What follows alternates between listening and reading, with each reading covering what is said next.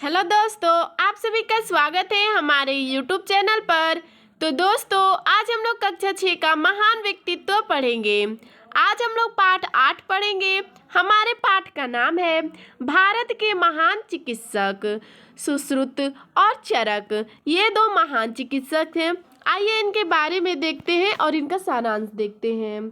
सारांश है, वायु संबंधी ज्ञान वेद को आयुर्वेद कहते हैं। इसका अर्थ यह है कि जो आयु संबंध है, यानी कि हमारे जो आयु से संबंधित है, उस ज्ञान यानी उस वेद को आयुर्वेद कहते हैं। आयुर्वेद संबंधी सिद्धांतों का संकलन ऋषियों द्वारा संहिताओं में हुआ है। सुश्रुत संहिता शल्य तंत्र प्रधान तथा चरक संहिताएं चिकित्सा प्रधान ग्रंथ हैं। इनके लेखक सुश्रुत और चरक हैं। ये जो थे दो वैद्य थे। ठीक है, आइए देखते हैं सुश्रुत के बारे में। 600 वर्ष ईसा पूर्व में जन्मे सुश्रुत आज भी प्लास्टिक सर्जरी के जनक माने जाते हैं। दोस्तों, ये क्वेश्चन किया जाता है कि प्लास्टिक सर्जरी के जनक यानी पिता कौन है, तो इसका उत्तर हम लोग लिखेंगे सुश्रुत। ठीक है, इन्होंने कब किया था, तो 600 वर्ष ईसा पूर्व में इनके जन्म। तो आइए देखते हैं, इन्होंने वैदिक और शल्य चिकित्सा का ज्ञान वाराणसी में दिवोदास धन्वंतरी के आश्रम में प्राप्त किया। इन्होंने जो वैदिक और शल्य चिकित्सा का ज्ञान प्राप्त किया था वो वाराणसी में किया था। इन्होंने दिवोदास और उन्हीं का नाम था धन्वंतरी। दिवोदास धन्वंतरी के आश्रम में इन्होंने तो सुश्रुत इन्होंने चिकित्सा का ज्ञान प्राप्त किया था।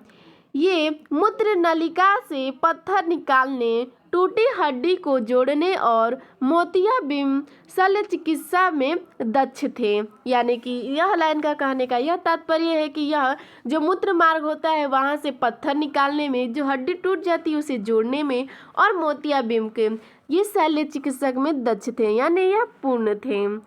आगे देखते हैं, ऑपरेशन से पहले कीटाणु मारने के लिए उपकरण गर्म करना और बीमार को नशीला द्रव पिलाना आज भी मान्य है। देखिए दोस्तों, ये जो ऑपरेशन के समय क्रियाएं होती हैं, जैसे कि उसमें कीटाणु रहते हैं उन लोगों को मारना, तो जो उपकरण गर्म किया जाता है और बीमारी को निकालने के लिए जो नशीले द्रव पिलाया जाता है वह आज भी मान्य है। हमारे डॉक्टर आज भी यह मान्य रखते हैं और आज भी इसका उपयोग करते हैं। सुश्रुत ने अपने शिष्यों से कहा था, अच्छा वैद्य वही है जो सिद्धांत और अभ्यास दोनों में पारंगत हो।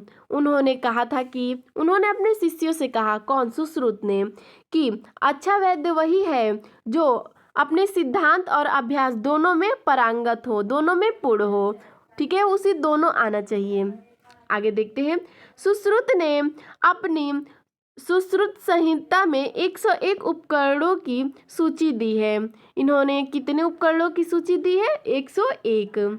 आगे देखते हैं, आज भी उनके समान यंत्र वर्तमान चिकित्सक प्रयोग में लाते हैं। और जो उपकरण यानी जो वो यंत्र या बनाए थे वो आज भी वर्तमान में, यानी कि आज भी जो हमारे चिकित्सक यानी कि डॉक्टर हैं उसे प्रयोग में लाते हैं। तो अब हमने देखा है कि सुश्रुत का सारांश। अब देखेंगे चरक। ठीक है, इनके देखते हैं। चरक ने आयुर्वेद चिकित्सा के क्षेत्र में शरीर विज्ञान, निदान शास्त्र और भ्रूण विज्ञान पर चरक संहिता लिखी है। ये जो चरक हैं इन्होंने आयुर्वेद चिकित्सा के क्षेत्र में शरीर विज्ञान के बारे में, ठीक है, निदान शास्त्र और भ्रूण विज्ञान पर चरक संहिता लिखी, जो आज भी चिकित्सा जगत में सम्मानित है। ये संभवतः नाग वंश में पैदा हुए और पश्चिमोत्तर प्रदेश में के रहने वाले थे। ये जो है ये नाग वंश में पैदा हुए थे और पश्चिमोत्तर प्रदेश में ये रहते थे। चरक पहले चिकित्सक थे। ये जो थे वो पहले चिकित्सक थे। आगे देखते हैं, जिन्होंने 5 प्रक्रिया और शरीर प्रतिरक्षा की अवधारणा दी। इनके अनुसार शरीर में वात, पित्त और कफ के कारण दोष उत्पन्न हो जाता है। इन्होंने स्पष्ट किया कि एक शरीर दूसरे से भिन्न होता है। देखिए दोस्तों, इनके अनुसार शरीर में जो होता है वात, पित्त और कफ, ये सब कारण दोष के उत्पन्न हैं। ठीक है, दोष से उत्पन्न होते हैं। इन्होंने यह स्पष्ट किया कि जो एक शरीर होता है वो दूसरे शरीर से भिन्न होता है, यानी अलग होता है। ठीक है, आगे देखते हैं, शरीर के तीनों दोष असंतुलित होने से बीमारी पैदा हो जाती है। इन दोषों के संतुलन के लिए इन्होंने दवाइयाँ बनाई।